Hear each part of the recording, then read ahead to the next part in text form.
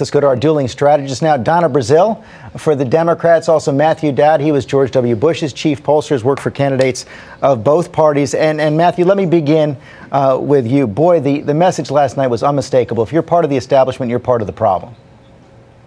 Oh, that's absolutely true. If you're part of the establishment on either side of the aisle, you're part of the problem. And it's race after race after race. This started last year. It's continued this year.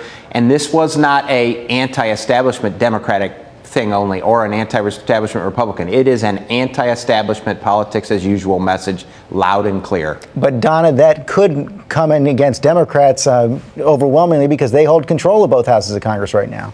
You know, George, there's a stiff wind facing incumbents from both political parties. And also, I think another key takeaway is that if you are part of the establishment or you receive endorsements from the establishment, then you're in deep trouble because voters don't really care if someone back in Washington, D.C. says you're a good candidate. They want to know exactly what you will do to help them. So That's another key message out there, George, and that is voters want candidates to really get along. They want the parties to work together. They want results out of Washington, well, you say not partisan bickering. You say that, Donna, but let me pose this question to both of you. It seems like they've been punishing candidates who do work across party lines, whether it's Arlen Specter in Pennsylvania or Robert Bennett in Utah. So, Matthew, how do candidates protect themselves, incumbents protect themselves in this environment?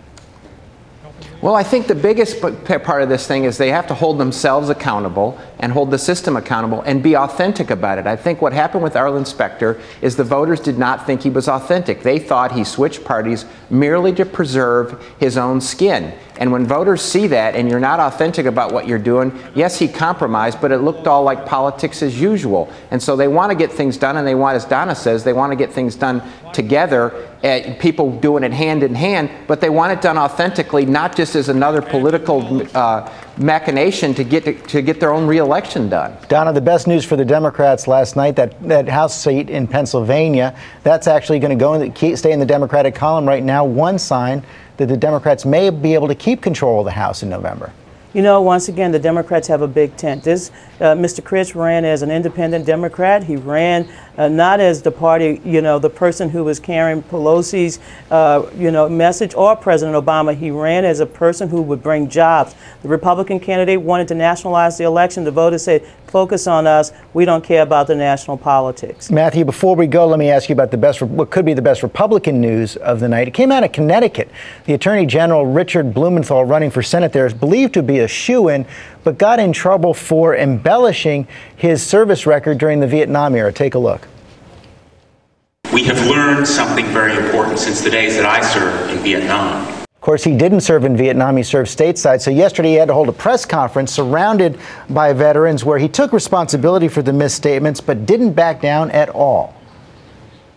I will not allow anyone to take a few misplaced words and impugn my record of service to our country. Matthew, did he contain the damage yesterday? Oh, I think there's still damage from this when you basically make up something and you've told the voters that, and now it turns out not to be true. He's taken this race from a race that was a lock basically for Democrats to a race that's probably going to be a toss-up. So he hasn't contained the damage. It's still possible that he could win, but he certainly by his own actions took a race that he had locked up and made it a very winnable race for the Republicans. Donna, 10 seconds left. He's an incredible public servant. I hope he can go out there and convince voters that he did misspeak. Okay, Donna, Matthew, thank you both very much. All of you at home can follow the 2010 election, every race, every state, every result on our interactive resource page at abcnews.com.